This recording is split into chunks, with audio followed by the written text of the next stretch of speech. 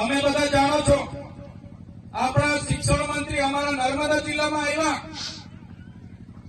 ત્યારે શિક્ષણ મંત્રીએ મારા નામની અનેક ટિપ્પણીઓ કરી, અનેક ભાષણો કર્યા. એમણે કીધું કે શું ખોટ પડી ગઈ. ત્યારે શિક્ષણ મંત્રીને હું કહેવા માંગુ છું, તમે શાળાના કાર્યક્રમમાં ઉપસ્થિત હતા શિક્ષણ મંત્રી તરીકે. તમે જે જગ્યા પર આવ્યા હતા એ શાળાનો કાર્યક્રમ હતો અને તમે શિક્ષણ મંત્રી છો.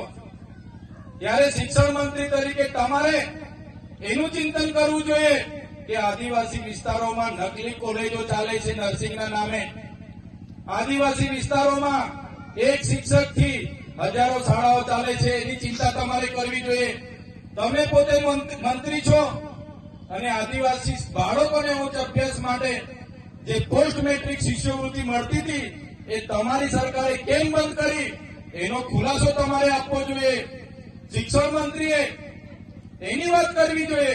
એની જગ્યાએ ચૈતર વસાવા શું કરે છે એની વાત કરતા હતા. ત્યારે એમણે કીધું કે અમે તો કાલે વડાપ્રધાનને મળીને ભીલ પ્રદેશ આપી દઈશું. પણ ભીલ પ્રદેશ કઈ રીતના ચલાવશે? અહીંયા તો કોઈ આદિવાસી ટેક્સ ભરતા નથી.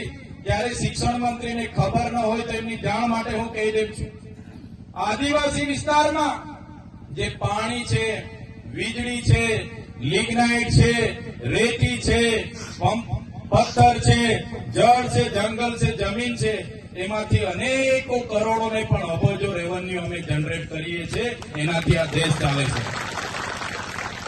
અમે કોઈના પર ભીખ નથી માંગતા.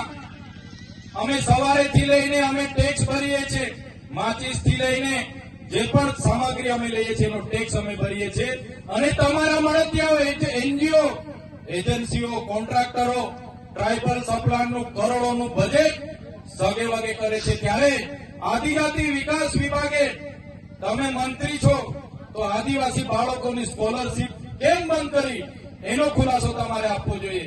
3 વર્ષથી વડોદરાની એમએસ યુનિવર્સિટીના વાઇસ ચાન્સલર બોગસ સર્ટિફિકેટના આધારે નોકરી કરતા હતા, હમણાં પકડાયા છે. એનો ખુલાસો તમારે આપવો જોઈએ.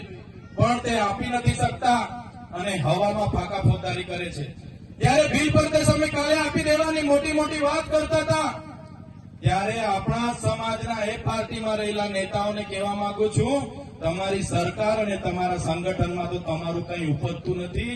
અહીંયા આવીને ફાંકા ફોજદારી કરવાનું છોડી દો. આ સમાજ માટે કંઈ કરો. કે દિવસે આ સમાજને સિંચાઈનું નર્મદાનું પાણી મળશે. આ વિસ્તારમાં સારું શિક્ષણ તમે અપાવી દેશો. આ વિસ્તારના બાળકોની સ્કોલરશીપ ચાલુ કરી દેશો. બોગસ કોલેજો પર કાર્યવાહી કરશો. ખોટા સર્ટિફિકેટો લઈને લાખો લોકો નોકરીઓ પર છે, એમના પર કાર્યવાહી કરશો. અને જે દિવસે તમે જો અમારી સરકારમાંથી અમને અલગ ભીલ પ્રદેશ અપાવી દેશો, એ દિવસે અમે તમારો પીઠ થાબડીશું ને તમારી સાથે ઉભા રહીને તમારા વખાણ કરીશું. પણ તમે અમને ભીલ પ્રદેશ અપાવી દો. સાથીઓ, આજે મને અહીંયા આમંત્રણ મળ્યું. આપણી આદિવાસીની 27 અનામતની બેઠકો છે, જેમાં આદિવાસી લડી શકે. એ કોઈ પણ પાર્ટીમાંથી લડીને જીતી જાય. આજે 27 ધારાસભ્ય આપણા આદિવાસીઓ વિધાનસભામાં બેસે છે. પણ આટલી મોટી સમસ્યાઓ વર્ષોથી આપણી ચાલે છે. તો અત્યારે ડબલ એની જમીનો બધી દાહોદ હોય, મહીસાગર હોય, પંચમહાલ હોય, કેવડિયા હોય, નર્મદા હોય, આ સરકારના અધિકારીઓ શ્રી સરકાર કરીને બધા એમના મળતિયાઓને આપી દે છે.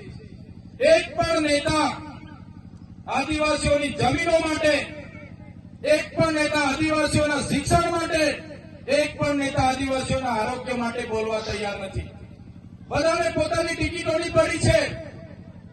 જ્યારે પાર્ટી ઊંચી આંગળી કરવા ગઈ ત્યારે ઊંચી આંગળી કરે છે. એમને ખબર છે 2 હાથ જોડીશું એટલે તાલુકાની ટિકિટો એમને મળે છે. પગે પડે એટલે એમને જિલ્લાની ટિકિટો મળી જાય છે. અને ઉપડા પડીને દંડવત કરી દે તો ધારાસભ્યની ટિકિટ મળે છે. એ જ આપણા નેતાઓ પાર્ટીઓમાં કરી રહ્યા છે. આજે હું તમારા મંચ પર આવ્યો છું. છોટાઉદેપુર સહિત રાજ્ય, દેશ અને દુનિયાના સમાચાર જોવા માટે સબસ્ક્રાઇબ કરો તીર સમાચાર અને બેલ આઇકોન જરૂર દબાવો.